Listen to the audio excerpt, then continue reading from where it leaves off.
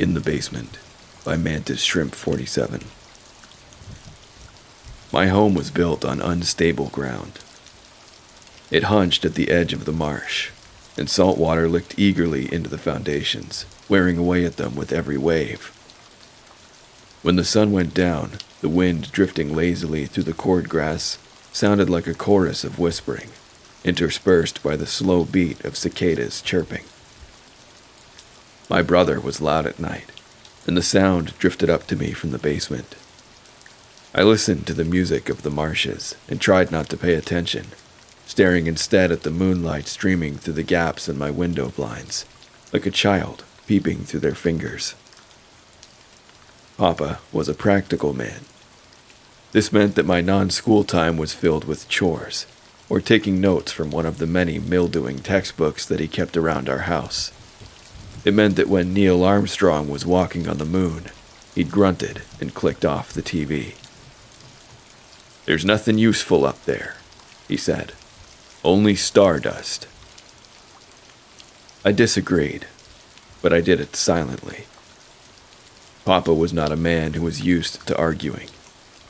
I wondered, though, what it was like to be so high above the world and to feel so free. Most of all, Papa's practicality meant that he kept my brother in the basement with a sort of grim determination. And he was sorry that it had to be done, not that he did it. I could hear Papa's quiet footsteps as he walked to the front door. I could imagine him fumbling for the key that he had worn around his neck for years, back and back into the dimness of my memory, letting the skin-warm metal dangle from his fingers like a waterfall. He would walk around the back of the house to the entrance of the basement, nestled starkly in the earth. He'd twist the key in the lock and descend to the room where my brother was kept. And right there, my imagination failed me. My brother would be fed, certainly, but other than that, I did not know what happened down there in the dark. When hurricanes came, we lugged sandbags up from the nearest town and settled them in front of the doors and over the shower drains, in case the septic system overflowed. We built a dike around the entrance to the basement, piling the bags high. Papa locked the storm shutters in place, and I watched through the slivers of unprotected glass at the sides as clouds collected overhead. There had always been something strange about my little brother. As a toddler, he'd bitten anything that had come within range of his teeth, sinking his teeth in and not letting go until his mouth was physically pried open. He had a fascination with knives and a discomforting interest in anatomy. That's what he claimed, at least, when he was found carving up a rat. He just wanted to know what it looked like on the inside. I'd find him sitting at the point where earth gave way to marsh, dragging his fingers through the pluff mud. He'd be staring at the spoonbills and egrets, and I knew that he was trying to figure out how to catch one. It had been hurricane season, with the three of us, me, Papa, and my brother, all huddled up together in the kitchen. Something crashed outside, and the lights flickered overhead, flashing madly before turning off all at once. One of the storm shutters had blown away, and I could see out behind the house. There was a power line sparking and writhing on the ground over the fallen branch which had broken it. It thrashed, electricity erupting from the severed end like fireworks, and my brother gasped in delight, already running for the door. Papa yelled for him, but he didn't stop. He ran right out into the storm and was drenched in seconds, rainwater dripping from every limb. Papa turned to go after him, and he made it to the downed power line. He took it up in his tiny hands and held it above his head, laughing with sparks raining down around him. Papa gasped and went rigid beside me, and together, we waited for the electricity to burn him. But it didn't. There was fire spreading all around him and enough power spraying out from the wire to kill an elephant. But he just played in the rain, wrapping the wire around his wrist and even shoving it into his mouth for a moment. After the hurricane was gone, I woke to him standing over my bed, his hands around my throat. He didn't squeeze, just stood there, staring at me, letting out an awful wheezing laugh until Papa came and pulled him away.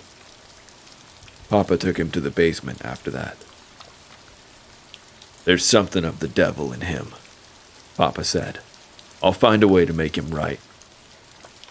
That was all the explanation that I could get out of him. Papa liked to clack his prayer beads between his fingers when we were eating dinner, usually in front of the television.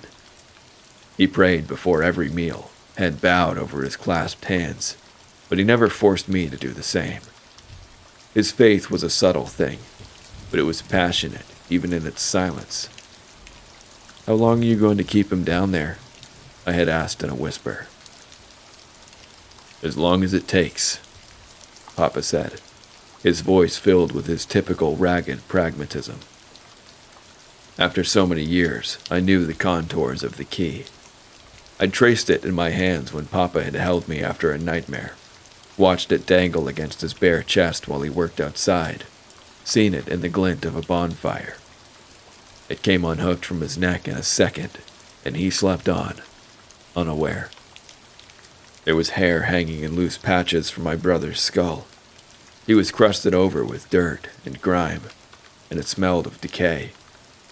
A heavy chain around his ankle tethered him to the back of the room. "Hello, sister," he said.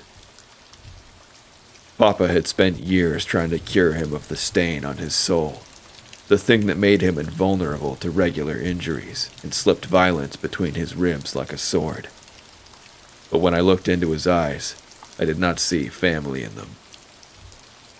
"If I let you go," my voice broke. I was trembling. "If I let you go, will you hurt people?" He seemed to seriously consider the question. "Maybe. I don't want to." I didn't know if he was lying. Still, I knelt, and I unlocked the shackle around his ankle. He was gone in an instant, and I thought of astronauts on the moon. I hoped that he could find the same freedom. Thank you guys for listening to this story by Mantis Shrimp 47. If you enjoyed it, please like and subscribe, and I'll link it in the description for you to check it out for yourself. If you have a story of your own, please email me at awfultoastreads@gmail.com. But until next time, goodbye.